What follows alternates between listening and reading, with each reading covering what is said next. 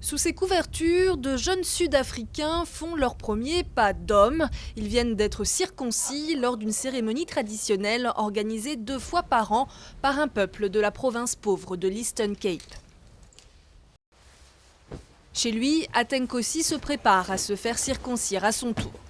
Maintenant, je veux être impliqué. Si je suis un homme et que je m'assois avec d'autres hommes, on peut parler de tout. Actuellement, je ne prends pas part aux réunions de famille. Si je suis un homme, ils m'appelleront et me demanderont conseil. Et pour devenir un homme, pas d'autre choix selon Atenkossi que de se faire opérer ici par un chirurgien traditionnel plutôt qu'en toute sécurité à l'hôpital. Lors de ces rites de passage, les conditions sanitaires sont souvent déplorables. Ces 15 dernières années, plus de 200 garçons sont décédés et 90 ont été mutilés après être passés entre les mains de ces chirurgiens improvisés. Le neveu de Mziwekai est mort de ses blessures. Les communautés regardent ces gens comme des meurtriers, car ils sont coupables de meurtre, d'une certaine manière.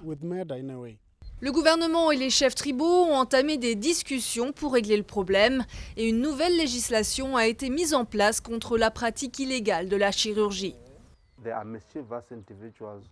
Ce sont des brigands qui s'en fichent de la vie de pauvres innocents. Alors ces lois sont mises en place pour mettre un terme à tout ça.